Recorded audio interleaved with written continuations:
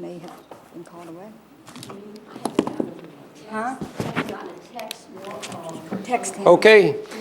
Welcome everyone joining from home tonight. This is a Poquoson City Council work session. The date of today is Monday, December 9th, and this concerns three particular issues, all from the engineering department, I'm assuming, and that is the new approach to consent order work, a new mandatory stormwater program, and then updates, I guess, on Chesapeake TMDL and the city stormwater permit.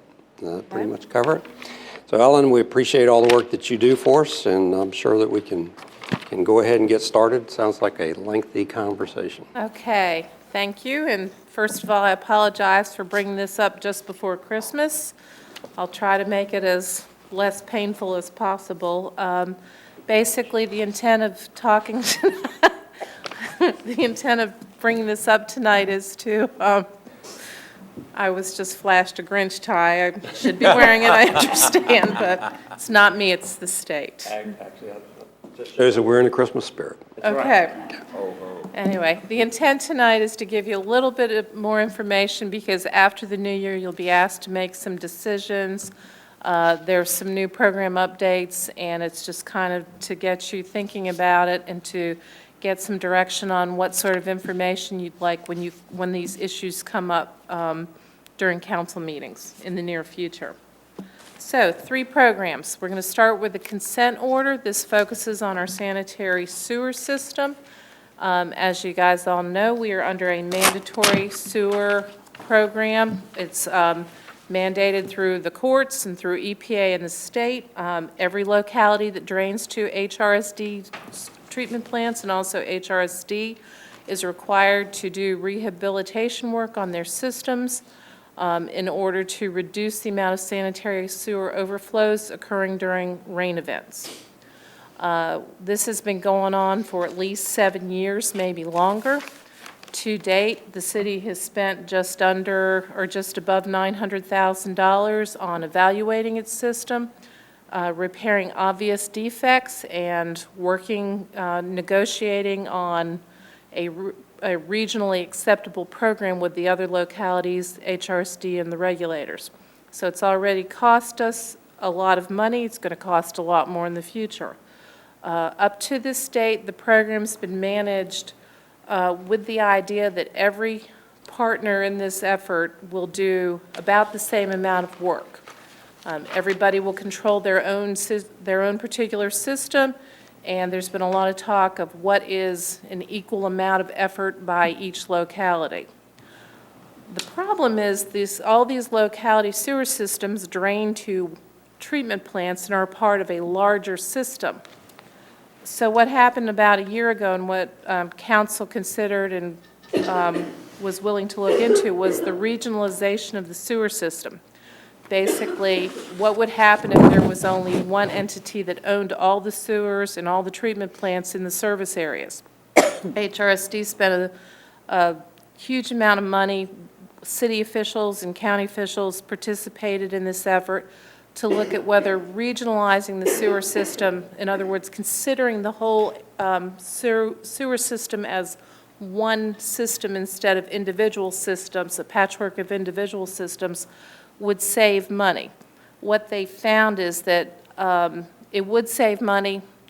It would cost less to get to what the regulators are requiring the whole region to do. Unfortunately, what that involved was HRSD owning local government sewer systems, and there wasn't the support for that. So kind of here at the last minute, about a month or two ago, the idea of a hybrid option came up. So what we can do now is we can continue with the path we're on, which is we do about the same level of work proportionally as Newport News and Virginia Beach and James City County. Or what HRSD has proposed with this hybrid option is HRSD steps in, they do all the rehabilitation work that's related to this consent order. Local governments continue to own and operate their sewer systems, so citizens get the same customer service they have now. And local governments will also be responsible to keep up a pretty rigorous maintenance program that's required by the consent order, and they will be responsible for repairing defects or problems that aren't capacity related.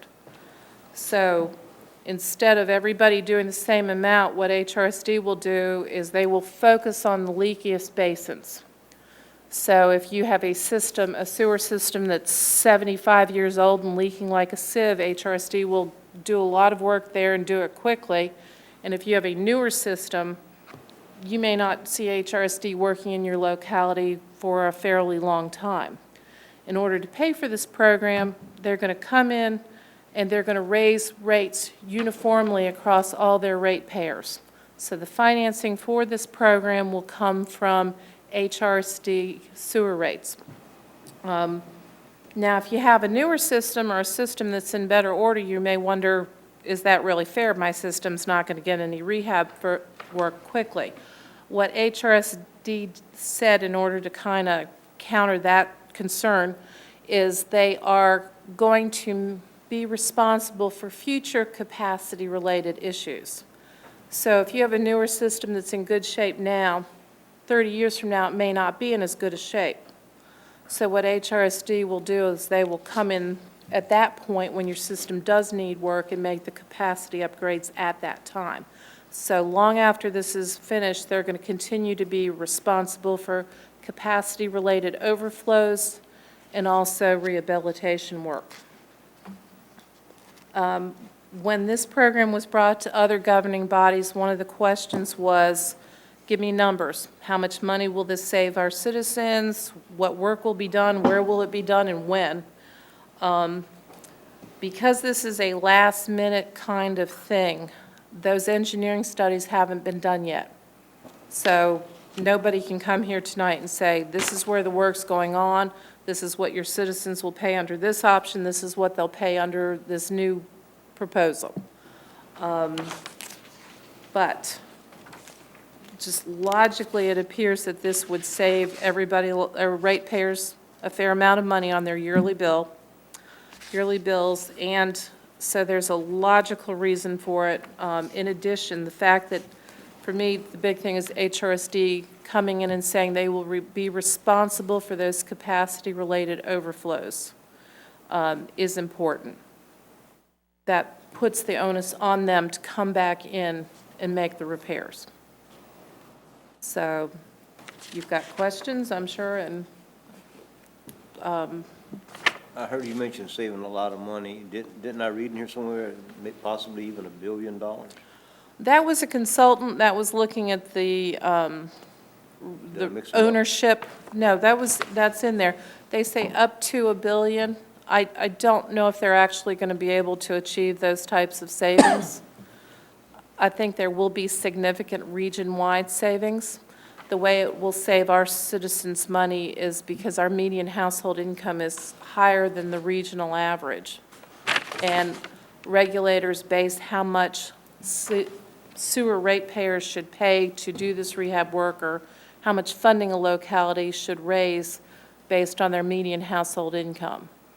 So we can kind of leverage that regional average to, hopefully that'll keep the bills a little bit lower. So from what I'm looking at it, I don't think nothing's going down. Our rate of increase is just going to be lower based on MHI. Given the work that's required, I don't think you're going to see one sewer rate in this region go down. The question is, how much will it go up? But based on the MHI, ours will be less of an increase than across the region. No, because we're more affluent communities are expected to raise more funds than, and get the work done faster than a community with with a lower median household income. That bullet at the bottom of the page, it confuses me, because usually with the various formula that are used, if you have a higher rate of income, you pay more. And this is going in the opposite direction. I don't quite figure how that. That was my question. It says that the regional MHI is lower than Poquoson's, meaning our citizens will see a smaller rate increase under the regional approach. Meaning if you go ahead and use the regional average instead of Poquoson's, their rates will go up less. Does that make sense? It was poorly worded. So, the whole thing of MHI, where does that get inserted into the language? And is that a done deal? The median household income is used by regulators like the EPA and the state in order to figure out how long you have to do the work. So what they'll do is they'll take your median household income and they'll assume that localities can pay, say, 1.5% to 2.5% of their median household income for their sewer bills. So they'll take that number, they'll multiply it by the number of houses and say, okay, each year this locality can raise this much money. And so they only have 15 years to do this work with that level of funding. So if you go to another locality with less income coming in, Based on what they it's get saying, 20 we years would to say do we the would same say amount of larger, work. Right, we would say So larger. that concept came from the That EPA? came from the EPA. It's used by the EPA and the state. That's what it's And it's saying. incorporated, because right now, this is a proposal, right? Yes. What will happen is, in January, the memorandum of understanding will come to you for approval or disapproval, whatever you choose to do. And I'm by no means am I saying anything about, going against this. I think overall, I think it's a couple important points is the $1 billion, and you talk about it's cost avoidance, so it's not a savings. I guess they're basically, I kind of look at this letter saying, if we all get together, we're going to save a lot of money. But on the, and I believe that we'll be able to build on a larger area. I just want to make sure that Poquoson is not seen as funding for this because of our MHI or whatever equation that you say, while we have the youngest system, people pay probably the most to put it in. So I want to make sure that this whole concept of MHI is well vetted and well understood, because that's the only thing that concerns me about anything that you said. I certainly see. We go at this as a regional approach. Poquoson has a young system, probably doesn't necessarily need all the things that an age system does. Okay? Our citizens should not feel like, and should not be forced into the situation where they're paying more when they paid the most for that system to put it in. Okay? And it is the newest system, most up to date, most technologically advanced. I've seen some of the others. Okay? And that we're going to pay to update everybody else's. So it's going to be very important how to define that. And if there's no give and take on there, then I guess we've got to we may have to take a step back and say, well, does it make sense? It would from a big picture, but it doesn't if we're going to pay to upgrade Hampton's system. Well, what's going to happen is everybody across the region is going to be paying the same rate. And what they look at, the regulators look at, is the combination of what you pay for local bills and what you pay for HRSD. So if we continue on the path that we go on, what will happen, or that we're on now, what will happen is we'll take a regionally defined concept of our fair share of the work. And what we'll do is we'll develop a cost estimate for that. You've seen some cost estimates from PRISM in years past on how much rehabilitation work needs to be done. And then what will happen is each locality will have to negotiate with the regulators to figure out how much time they have to do the work. So if we had the same amount of work as Newport News, which is not the case, but let's just, for an example, say that, we would have to do that work in a shorter period of time than Newport News because they have a lower median household income. What happens with the regional approach is everything is done across the region. So the HRSD rates will go up uniformly for everybody. It is possible if you have a newer system and somebody else has an older system that your citizens are going to see a rate increase and then they're going to see work being performed in Hampton or Virginia Beach or somewhere before they come to Poquoson. But that's why that, I'm okay with that, and I want to Right. make sure that you understand what my concern is. right, My concern is just like state averages on education and this whole concept of ability to pay versus what is needed in the locality. I have no problem acting in a regional way. We need to basically update the whole HRSD system for the long term to meet all these requirements. I just don't want to see that Poquoson is seen as, well, those people have a higher median income, and therefore they have to pay a higher rate than the rest. And that is the dangerous part. It's not that I don't understand that we will put money in somewhere else and we'll get our turn. I get that. Yeah. okay, Okay, it's that we're not, our sewer is very, like again, very new by, by comparison. And probably the most expensive that's out there. And I just don't want to see our citizens pay more than a Hampton citizen when we're basically trying to bring them up. okay. And at the same time, a higher MHI does not necessarily equate to a higher tax base. Right, that is correct. We still have the whole gamut of people in this city. Everybody keeps saying that they keep focusing on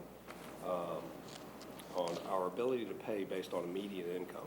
That doesn't mean we don't have people near the poverty level or at the poverty level. And every time they say that, it just rubs me completely wrong. So We don't have a large industrial tax base. Well, I'm okay as long as MHI says everybody basically pays the same. right, We end up paying more than a Hampton citizen would, then we've got to start making harder decisions about whether they really are regional. well, HRSD has consistently said they will uniformly increase the rates.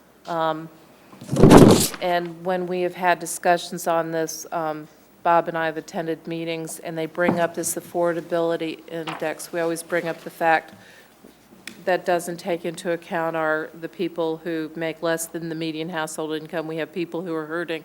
And we also bring up the fact that we don't have necessarily the industrial tax base coming in, and those things should be considered, but, Okay, and that's what I'm saying. okay. I guess I don't want to hear later on that, well, it took 20 years to do this program, but Poquoson was only given 10, because of their ability to pay. That's, we want to just be an equal player. I think all of the citizens in this region just need to be an equal player in this, and I'll be very happy. Okay. Along the same lines, under the disadvantage that you listed, that the HRSD will choose the work to be done, and knowing that some of the participating localities have sewer systems that are probably close to 100 years old, if not older, and you repeatedly hear about them be forever before we would get much attention paid here. And that's one of the things that kind of concerns me a bit, that, how long would it be? Hopefully we don't need it, but with the same token, if we're paying a significant amount and not getting any benefit from it, that's, to me, is a major concern. Agreed, and I actually said something about that. I think what helps with that is that HRSD says they will be responsible for capacity-related overflows. So if we see those in Poquoson, they have to come in, and they have to move up when they show up in Poquoson. That's what kind of helped with that particular issue, but Thinking along those lines, we are slightly more likely to see capacity-related issues than some of the other locations, simply because we're the end of the line with the water coming in well, and out. No, Not exactly, because most of the other jurisdictions have wet weather, not just flooding. Because rain leaks into their system. Yeah. We don't experience that as much. right. When we have Ours is more capacity tidal. problems, tidal. Now, just to give you an example, we had, I guess since I've started tracking it for the stormwater permit, we've probably averaged 3 overflows a year, and last year we didn't have any. We'll probably have 1 or maybe 2 next year. So, and there are others that have, multiples of that. Okay. Just so everybody's on the same thing, when we have an overflow, what does that exactly mean? That means we have a sewer leak. There was sewer spill, Okay. the system is full and hasn't been supposed to go, Okay.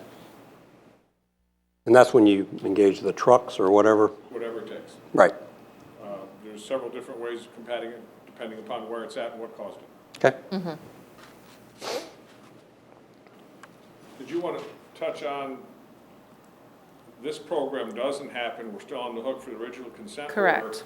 And HRSD is going to make room at their treatment plants, and expanding treatment plants is phenomenally expensive. Correct. And that's where the real savings will be. Right. And that's the part that And I'm that will interested in. be shed onto all ratepayers, period. Right, and that, Agree. We're trying to avoid that.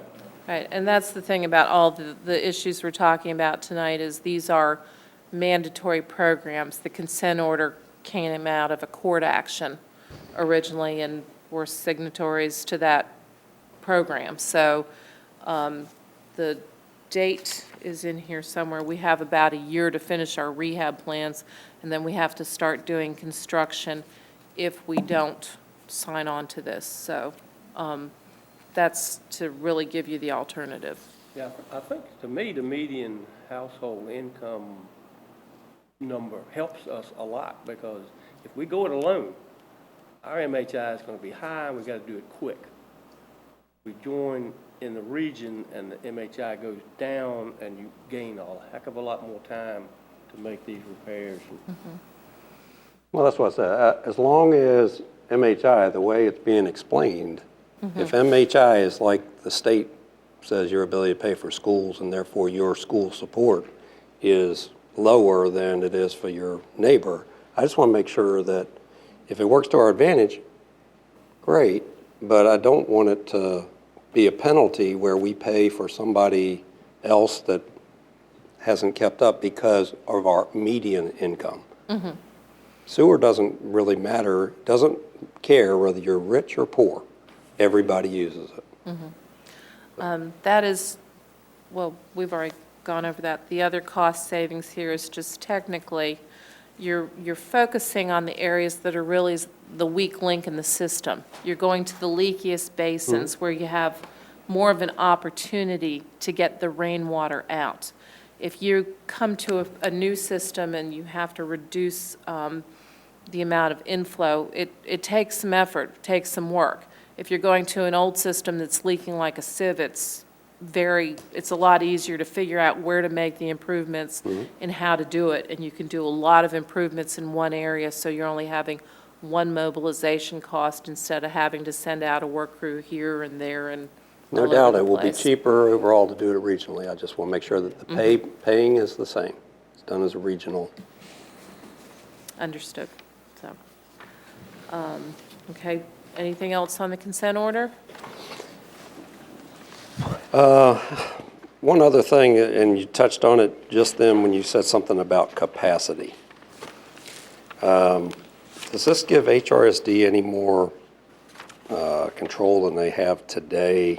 Let's say that, that we do build out or don't build out. It doesn't matter to me, but we have a major thing that's going to improve or increase our line sewage amount. Are we going to be held to improving because we're in the region now? Or does it give them any more control to say, no, you can't do that? I don't. You've got to pass through No. Hampton and they're, No, I don't think so. I think what happens is if you do a new development and the developer comes in and puts the sewer and, I'm talking about the line, like heading out of Poquoson, we've experienced that. In fact, the HRSD experienced, and then put the force main, right, to come back through Poquoson and go to another plant. Well, and that very much was something to do for the region. I just want to make sure that we're not handing away all of the control, or if we are, that we understand what that is. to my knowledge, the way we develop now will be the way we develop under either option in the future. Okay. So, One of the, and I apologize for being late, one of the reasons that the full regionalization idea didn't turn out to be the favorite idea was concerns of a lot of localities about the answer to your question. It was one of the, probably the three most significant issues expressed by a lot of folks. Okay. Okay. Ready to move on to stormwater? Stormwater, we're going to talk about Brent. two stormwater issues tonight, which is appropriate given the rain, I guess. The first one is the new stormwater program for construction activities. What we're talking about here is the state permit that is issued anytime somebody does construction over an acre in size. They have to go get a permit they get their plans approved locally, and then they have to go get a permit, fill out a permit application with the state and get a permit. And then the state comes and supposedly inspects their sites and makes sure they're basically doing what they said they would do in the permit application. What happened when the stormwater regs were passed, 3 or 5, it's somewhere between 3 and 5 years ago, is someone decided it would be a very good idea if this was handled locally, much in the same way the erosion and sediment control program is handled locally, and the Chesapeake Bay Protection Act is handled locally. So they're having this, the regulations require that local governments take over managing the state's stormwater permit. So basically, instead of having their plans reviewed locally and going off to the state and getting the permit and having state inspectors come while local erosion and sediment control inspectors come, the local government will be the one-stop shop for this program. So, as of July 1st, the city of Poquoson and all the other localities will have a stormwater program. What this means is between now and July 1st is we have to develop a staffing plan. We have to develop we have a stormwater ordinance, or we have to adopt a stormwater ordinance, much the way the Chesapeake Bay Preservation Act required the Chesapeake Bay ordinance be adopted. And we have to come up with a procedure for enforcing the permits. And staff members also have to get some state training and certifications. So this is mandated by the state stormwater regulations. It's targeted at construction projects. We're not talking about our drainage system here. In addition, as of July 1st, we have more rigorous stormwater requirements than we used to, and we've talked about that. So basically, if you're not grandfathered, if you don't have a permit in hand on July 1st from the state, you have to go back to the drawing board and design your site so that it meets the new state stormwater requirements. And we did a little paper exercise a month ago, and it looks like that will essentially, for a site that's heavily developed, probably double the stormwater costs. As you know, the state's been bringing out a whole bunch of new mandates in stormwater, and things have been changing, but there are some things we do know. Like I said, the developers have until June 30th to get that state permit in hand. Staff is encouraging developers to do that earlier rather than later. There was some talk about an April deadline, but that deadline is June 30th. They have to have that permit in hand. So we're encouraging them not to wait to the last minute because there'll be a real influx in permit applications. Go ahead and get that permit early. Well, I want you to ask a follow-up question on that one, because we've actually heard both. And I want to make sure that we understand and that we're telling right. We've heard that as long as it's submitted by June 30th. Okay. Okay, and we need some type of document. We would like it something in writing that basically says what that is. Yes. What I had, the last thing we got in writing from that said if they had the permit in hand. To me, having the application submitted by June 30th makes more sense, but that's a change that I'd like to. We've heard it both ways in the various PDC meetings, and, we really want to know what the answer is. This has been a very frustrating program because things just keep changing. In the last year, control this program went from one state agency to another, and it's been a program that's been in flux, but I will verify that. Okay, thanks. Could I just add that if what we think and what ultimately what you all think is that the appropriate answer is that it needs to be technically complete and submitted by June 30th, because it is in flux.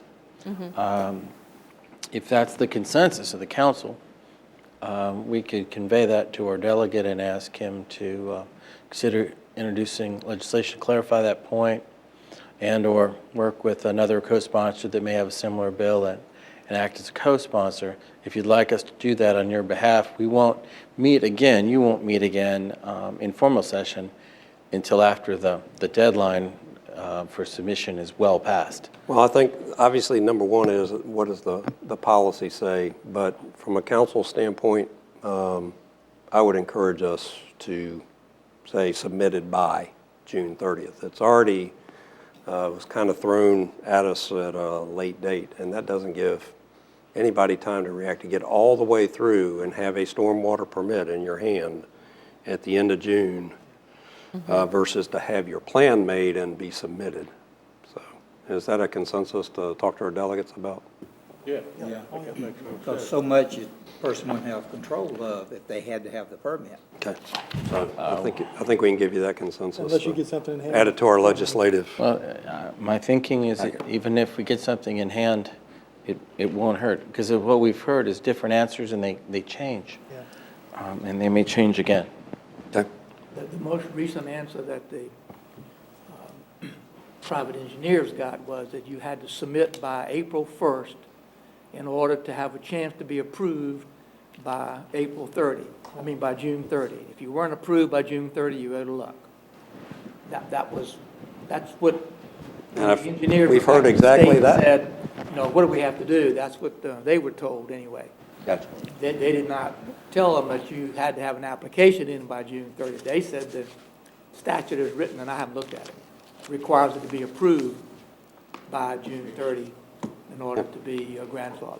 The State Water Control Board is meeting this month, and I'm not sure the date of the meeting, but one of the things they were going to do was I've heard that April 30th date too, but since I'd heard that, they were supposedly going to DEQ was asking the State Water Control Board to make changes that would clarify this, and that's why I brought up and we were told it was going to be that have the permit in hand by June 30th, but obviously just by this discussion, there's confusion, so I'll try to get an answer as soon as I can on that.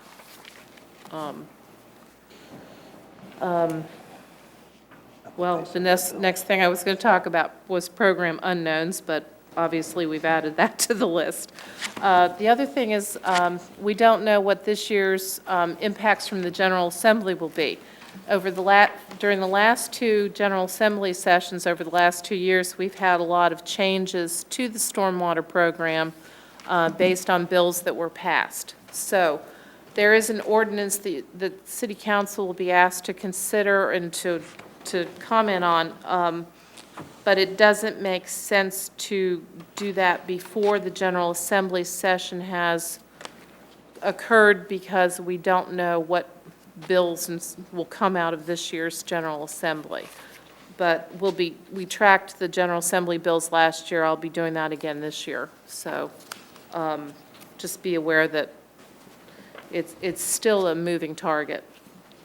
Also, we're waiting for some more program administration details from DEQ. They took over this program July 1st of 2013. They've been forthcoming with information, but program details are still changing, and that's more procedural type things, information from the state that staff will have to deal with, but just something to keep in mind. So we talked about a stormwater ordinance. The target date for that is April of 2014 to bring it for council approval, bring it for consideration before that. Tonight, I wanted to ask for your guidance on some topics we've talked about before. Two things. One is a staffing plan. This is going to create more paperwork, more file keeping, record keeping, more review time. What was discussed at the last time this was brought up at a work session was no new staff, and I recommend that at this point, just because development is very variable at this time, and we're not sure what'll happen after July 1st when the new 2014 when the new requirements come in. There was some discussion about maybe using consultants to fill in if we got in a real bind there. The other option that council will be considering is whether or not to charge a city stormwater fee. If you look through the draft ordinance you received, there is an option for the city to charge its own stormwater fee. About half the localities are thinking about doing that in the region. The other half are thinking about rolling it into other development fees or subsidizing the changes some other way. Once again, we don't know what the General Assembly will bring, but that's something to consider. There is a base fee that will go to the state regardless for their oversight of us enforcing their permit, but on top of that, if you would like to charge a fee per the schedule that's in the draft ordinance, that's your option. Schedule. Which is the, because I'm starting at page 18 here and seeing all these rates and fees, and it's all draft, and I recognize that. Right. What is the state's return, and I guess who do they get that from? They get that from the citizen, and it comes through us? What they did way back when, are you asking how they came up with the fee they're charging? No, I get that. I'm just trying to figure out, you mentioned something there at the end that regardless of whether the locality does a fee structure or not, that the state would get a set fee, and I'm trying to figure where that. If you go to page 18 of the ordinance, Okay. you'll see department portion of total fee to be paid by applicant Okay. is the 28%. The fees in that column are the minimum that someone has to pay for a stormwater construction permit. Right now, the state is collecting that directly. Okay. That's one of those administrative details we're waiting to iron out. There has been talk about, someone from the state suggested that maybe, the localities should collect that and pass it on to the state, but that requires more work from the finance department, so that particular suggestion was not well received. So as of the way this program was developed, that fee would go directly to the state. Okay, so the second column would go to the state, is what you're Yes. saying? 20% of the total fees go to the state, so the localities can receive 72% of the total fee column. Okay, Okay? all right, that answers that, thanks. Okay.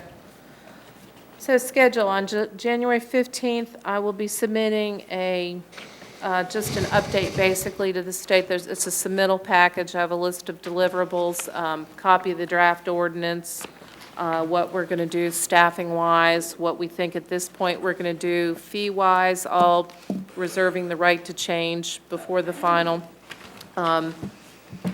Following the General Assembly, we'll be coming to council to ask for some decisions. And then May 15th, the program has to be finalized and submitted to the state. It will then go to the State Water Control Board, and we'll start implementing it July 1st. Any questions? Ellen, on page 5 of the draft, Okay. under the exemption, number Okay. 5 refers to discharges to a sanitary sewer or a combined sewer system. Weren't combined sewer systems outlawed? They still exist in some localities. Well, we don't have one, do we? No, but this is a cover-all state reg at this point. I can certainly take that out, but it doesn't, it's not applicable to Poquoson. Right. And if this was our plan, I would. It will be. We wouldn't want to put that in there to make them think we've got one. No. No, there's nobody in, the only problem with the city, with the, I will check with DEQ on this too, because, they are going over the draft ordinances with a fine-tooth comb and making sure that we have certain checklists, but if that's okay with them to take out, we'll take it out. So I can't imagine why that would be an issue, so. Okay. Are we ready for number 3? Okay. Chesapeake Bay TMDL, we started talking about this 3 years ago. It finally has started this past July with our latest stormwater permit issuance. When I'm talking about a stormwater permit now, I'm no longer talking about construction activities. I'm talking about the document, the city's permit, which allows us to discharge stormwater into state waters. So we have a permit that allows us to operate our drainage system. The stormwater permit this time says you will start meeting, or start reducing for the Chesapeake Bay program, and this is how you're going to do it, and this is the schedule. And here's the schedule. During the first 5-year permit period, from 2013, July 2013 to June 30th, 2018, we have to meet 5% of the total goal for the city.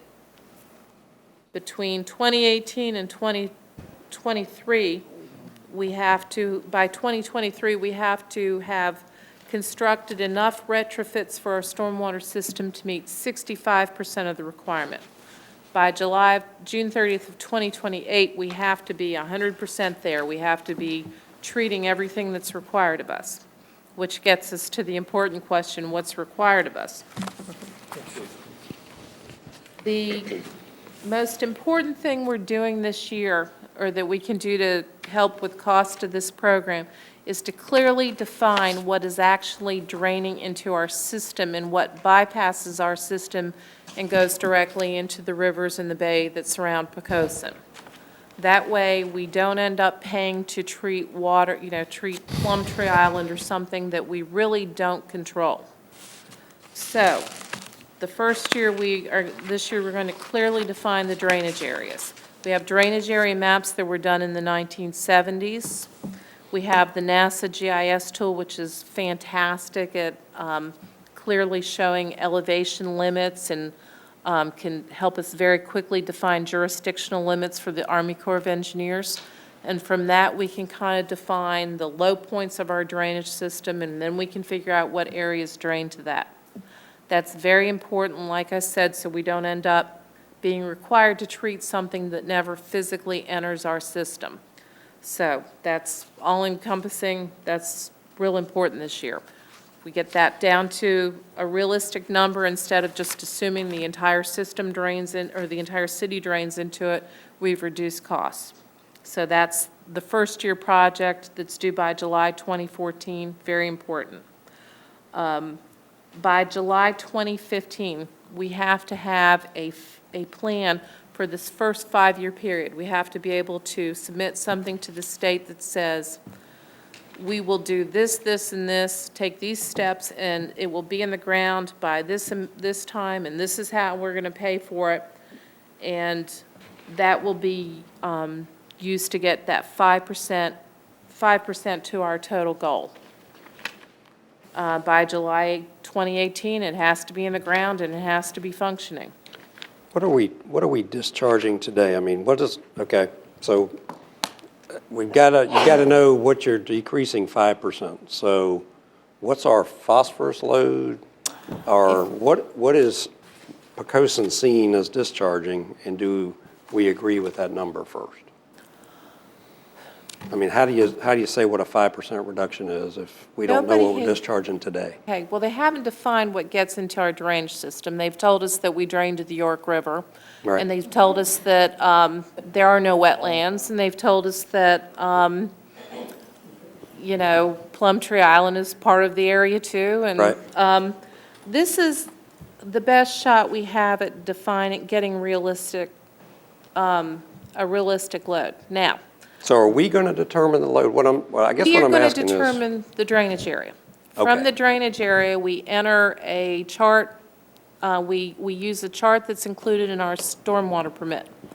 And we multiply their loading factors, pollutants per area, paved and roofed, and pollutants by area grassed, into the chart, or we multiply that by the drainage area, and we figure out how much pollution they say we're creating now. And then we know and then there's another table, very similar, that says this is what we have to be at the end of this whole process. The only thing we can't control is that York River thing. The fact that the pollution loading requirements are based on the York River. Now, the good news compared to the other option, which is the James River, the pollutant loadings are less for the York River for the most part. But as for saying we drain directly to the bay, do something about that. We're going to keep putting that comment in every year, but at this point. How do we try to drive that to ground? And is it beneficial to drive it to ground? Let me ask you that. The loading in the bay is less than the loading in the York River, right? I would like to say there's a way to get them to realize that reality, but basically the state came up with these drainage areas years ago, and I don't know if they're going to go back and revisit it. The whole bay model is based on these state-derived drainage areas that were done years ago. Would you rather be in the York River or the James River? I'd rather be in the York River. Okay. So the next part of that question is, would you rather be in the York River or the Chesapeake Bay? I'd rather be in the lower bay, but it doesn't exist in the Chesapeake Bay model. Okay. So we need to talk to the legislators about getting an answer to that question.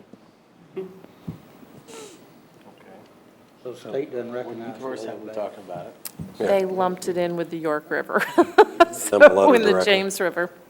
I guess that the model's wrong. And that to date, well, I guess we can basically say how many times you've sent letters and that it still hasn't been responded to. And we'll see if we can get you an answer. So, Back to your question, we basically don't know what we got to reduce 5% of. That's what I'm fearful of, is that, we got to have a 5% goal, and it sounds like we know where we want to go attack the goal, but we don't. How do you know if you're successful? That's what, I think. Hate to spend money and not know whether you're Right. successful. In lieu of, I think you keep, my strategy was to keep pressing it, and to also, every time you say, with an annual report, this is what we've done, is to come up with a way to calculate, we met our, if we're saying we met our 5% goal for the York River, but gee, we actually drained to the bay, and if that were our goal, we'd be up to 10%. I thought if we include that every year in the annual reports, if they ever come back and say, no, you're not doing enough, we can say, we're not only doing enough, we're doing more than we're supposed to. But this is also something that the region is fighting from the standpoint, they have one load for the whole York River.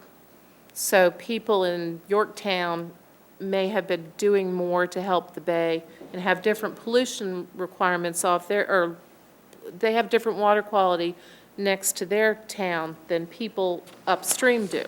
But they averaged over the whole bay. So that comment is still going in, hey, you can't just average it out like this, but. I got you. All right, so it sounds like you've got a strategy, but at what point in time, given your calculation, one of the things that you said was that we'll actually define this locally, and then you'll go into Big Woods. When it rains in Big Woods, we get this much pollution out of that woodland area.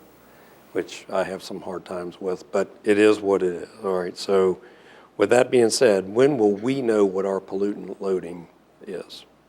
We will know it after the end of this year, and then we will use that in the plan that we develop next year, Okay. okay? And who is giving us these numbers? Who's the scientist? The state got these numbers from the Chesapeake Bay model, Which is and done by the interpreted federal them and gave them to us. Basically, the Chesapeake Bay TMDL program is, it's coming down from a presidential order. EPA is running it, but what they do is they went to the states and said, okay, state, what are you going to do to meet these requirements? And the state was required to come up with those plans, those Phase 1 and Phase 2 watershed implementation plans called the WIPs. And the state said, this is what we're going to do, and this is how we've defined our watersheds. Okay. So this has been, you know, I've been beating the drum and You have driving been. people nuts at regional meetings for 3 years now, but. You have been, and you've been very upfront with us too. But I want to clarify one thing, because this is December. When you say the end of the year, you're going to have that magical number. Is that? The permit years, June That's 30th, what I was gonna ask. 2014. Okay, In Stormwater World, everything is following the fiscal year. very good. Okay. So, I just want to anyway. make sure I had the right expectation. Okay. And again, I just wanted to clarify, Say next week. we're getting we're going to get no credit for anything that we did prior to the most recent order, because I know there were orders a long time ago, and we put in sewer and all that, but that's not going to count. We're going to get credit for anything that was installed between 2009 and 2013. Everything else was supposedly put in the model. There's all kinds of uncertainty about that, but this is take what was done from this day and run forward. Okay. And we're told we were given some credit for what was done before, but the way the state input information into the model, that's. I mean, it really comes back to what our, or ultimately your calculation is. Mm-hmm. Do you run that calculation for today, or do you run that calculation based on 6 years ago? They If we're going to get credit specify- for what we did for the last 6 years. They specify a way to get credit for past work that's all spelled out in the permit, and we have to follow their procedures. Because that would work to our advantage, right? If you decide how we're draining today and this is our pollutant loading, and you get credit for things that you've already done, which should have already helped, then you'll almost get double credit for that. You'll get some plus up if we did it right. Yeah, I was wondering that also, if we had to start out with zero, whatever you come up with, or could it just be between 2 and 5%, that 3% that we need to correct because of what we've already done? We have some things to take credit for. Will it be credit for everything done? Probably not. Also, if this program had started 5 years earlier, we would be taking credit for things that occurred during a development boom that has subsided since then. So it won't be a lot of credit, but we will be trying to take credit for everything we can. Unfortunately, you've got a very good program or a very good goal to clean the bay for our children and grandchildren, and it's turning into a credit game. And we want to be good at If it. we've done something to clean the bay, I don't mind taking credit for it. I just want to make sure that we're as good at the game as everybody else is. And Better. I don't want to, that's my only concern, is that we should be challenging it, challenging it, just like when the EPA says that we drain to the York River, we should challenge that, and it shouldn't take this long. I know you asked that question 2 years ago.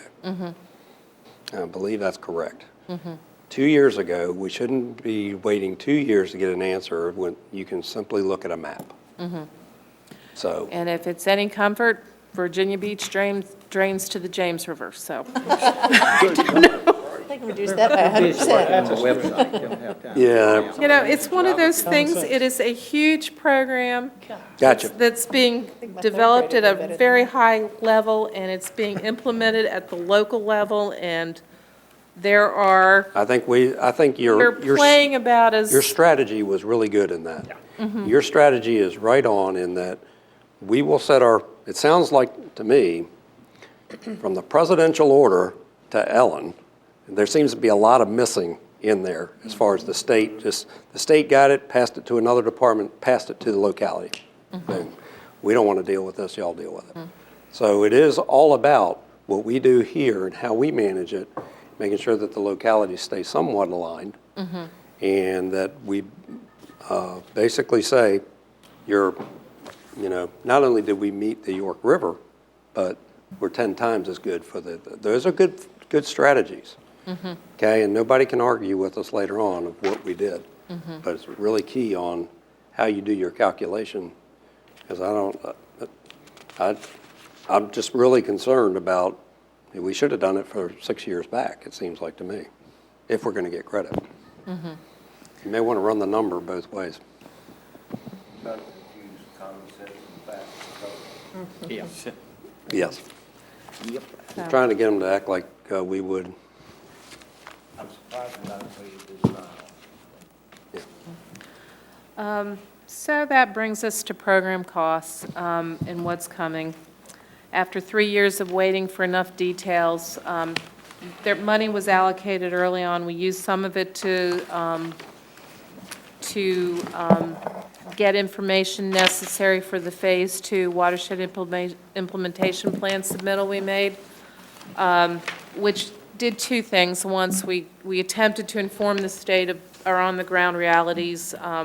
It's questionable how much of the information we submitted they actually used. But we also, once again, submitted a written record of this is what we've done in the past, this is what we're doing currently, so that we have another record in the file, once again, to prove that the city of Poquoson has been very forward-thinking in terms of bay water quality, and this is what's really on the ground. The money that is being brought forward from the past funding that we didn't spend it because, or come to you with a request to spend it because there were just too many uncertainties. The money, I'm going to come to you and ask for that money to be spent primarily for that drainage area map work, because that is all important to define what does and doesn't drain into our system, so we can keep costs down for treatment, and we're not being required to treat something that doesn't physically reach our system.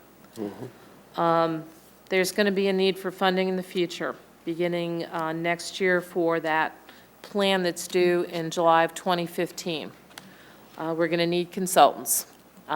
We did an RFP for on-call consultants, pay when we have a task, and we have some firms that are very well versed in the Chesapeake Bay. One of the firms actually ran the Chesapeake Bay model. Another one has received a National Fish and Wildlife Federation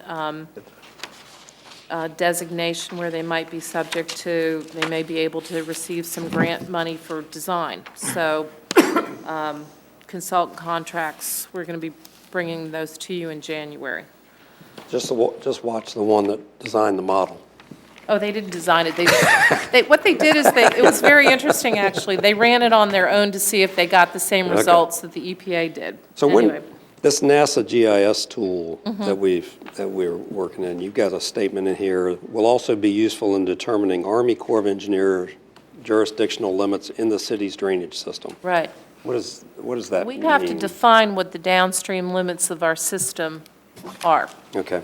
And if it's downstream a pipe and it's under Army Corps of Engineers jurisdiction, perhaps it's not part of our system, perhaps it's Army Corps of Engineers jurisdiction. And being able to put an elevation in there may help us. We're still working that out, but the other thing is the NASA tool can quickly show an elevation. When can we see the tool? I think council would be really interested in a demo on, you know, what do you, I know we've done the homework. I think we'd really like to see, okay, these are the sorts of things I will do with it from a practical standpoint. Okay. You know, so I'd like to set that up after the first of the year if we could. Okay. Sure. We've got a beta version of it now. Right. It's very functional. You know, I just think it'd be a good work session, and to avoid us looking like a bunch of dummies, you know, we'd like to see it demonstrated so we don't have to ask the questions that y'all already know the answers to. Okay. Sure. So reducing costs, or, the thing is, how do we have to put these retrofits, how do we get the most for the citizens' money? One is a dual-purpose project. Most obvious, it's a stormwater retrofit. Can we provide more flood control at the same time? There may be some other use. If we put a facility somewhere along a long stretch of ditch, can we also improve a walking trail or provide some sort of other purpose there? If they do it. So the point is, look for, one of the ways to kind of get the most for the money is to look for projects that serve more than one need. If it's a treatment measure that includes landscaping, is there a place where the city wants some beautification? Big thing, can't stress it enough, is encouraging redevelopment. If it's already out there and it doesn't have any treatment, water quality treatment, and it's paved, if we can get somebody to come in and retrofit it, they're required by state law to reduce the amount of pollution coming off that. We get credit, they get credit, and if trees come down, we lose credit. If pavement is replaced with grass, we gain credit, if that makes sense, or with landscaping. So redevelopment helps more than you know. Grants. There's some grant funding for design work. Most of it is shovel-ready, which means you have to have a plan in-house ready to roll. You have to have, or a pretty good project concept that can go from concept to design plan, construction plans pretty quickly, and you have to have matching funds. But there are grant opportunities available, and we, staff will keep looking at those. Okay? So, we're also looking for a cost-effective project. A cost-effective project would require the city to have access to the site.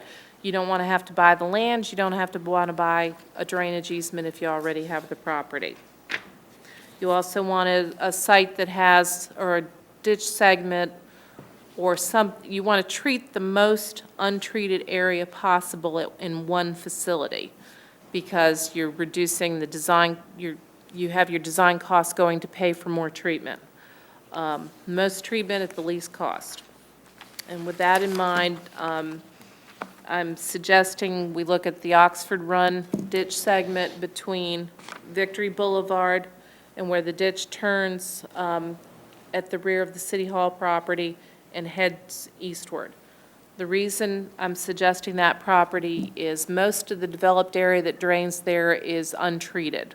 Most of it was developed in the 70s and 80s and didn't have to meet the same standards.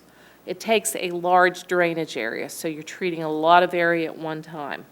We have access. Have to work on a little bit because the VDOT right-of-way was a little strange, but we can work through that. The project, because of the amount of water and the area draining to it being so large, we may be able to stage the project, do a little bit now, do a little bit in the future, so that we can leverage grants. The other thing is it would allow us to increase the flood capacity in the Victory Boulevard and Oxford Run drainage system. Victory Boulevard is the one-way in and out of the city during major storm events. For the most parts, it doesn't flood. The ditches near McDonald's did reach capacity in that August or July rain, not last summer, but the summer before. Also, if you're doing more development in the area and you increase flood capacity, you're providing some reassurance to upstream property owners that the ditch has the capacity, even though developers are required to provide it. With Creek Road, with the VDOT program there and the ponds that they want, is that, would assume that at least counts somewhat towards redevelopment. The problem is that won't go in the ground until 2018 at the earliest, so that would be, that will get us credit in the second period, which is a good thing because that's 60%. As long as we recognize more. it. All I'm saying is, it seems like to me that's a redevelopment. So I want to make sure that we've got that at least on our radar. And then, of course, if we were able to work out something with York County, we'll do something there too. Just a question in that area, Ellen. If we look at the Oxford Run area and we do whatever we need to do to improve the drainage there, that water goes out to tidal water, and if that gets increased, then for rains, that's great for it going out, but for tidal events, that also brings water into the heart of the city quicker. Is there a way to put in Check dams. deck vents or something like that, so that while we're improving that drainage, we don't create a bigger problem in flood events? And I think that's really why I want to see the GIS, that modeling tool.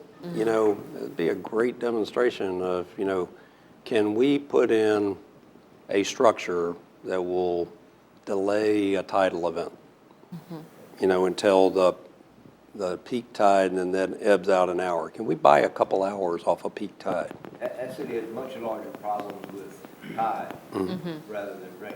Right. We can check into that.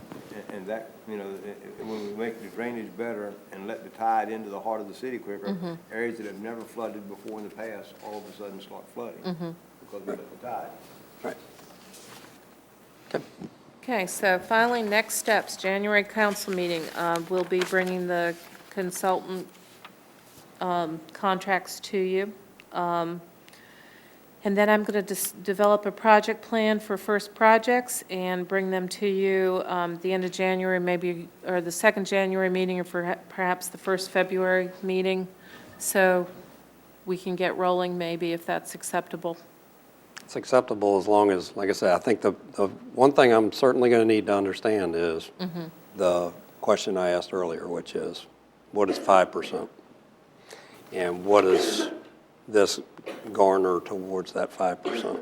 You know, if we're going to spend, you know, $1 million doing this, then it better match all 5%. Well, what this would be, what this would be is an outline of the work and with the goal to meet the 5%. Yeah.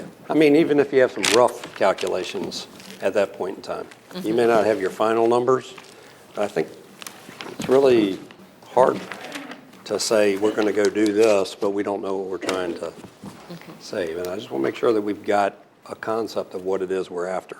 And I guess from that perspective, we have to talk about phosphorus, nitrogen, and sediment. And I think we need to know what those, you know, where are we at in the ballpark? And is there anything that the citizens are going to be able to do to control their costs directly on their own properties, besides redevelopment that you talked about earlier? There may be they're working on private property credit for that. For example, nutrient management, if you forego using fertilizer, then we should be able to take credit for that. Those are, as usual, the details are still being worked out. But there's also some innovative treatment practices which are being considered, but we don't have the final numbers yet. So, Gotcha. I think for the first 5-year permit period, it's going to be something more standard, but after that, we may get into some more innovative tidal community-friendly type practices. Okay. Any other questions? Merry Christmas.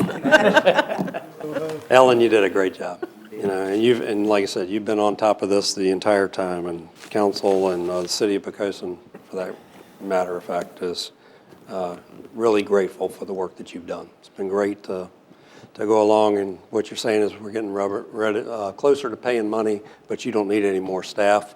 That's what I got, and you know. Well, that was for the stormwater. That was for the stormwater program, which will actually be turned over to community development. But if you need if you want to give me an engineer, I will be extremely grateful. But in the interim, if the consultants All will we work- have is Buddy. You don't have much. Thanks, Ellen. Thanks. Have you like, Buddy jumped right on that before I had a chance to say anything. Beat you to it. Knife What back? The knife back. The life back, yeah. Knife. Counting exactly. Anyway, how's your back? Stepped in the bucket. I don't want to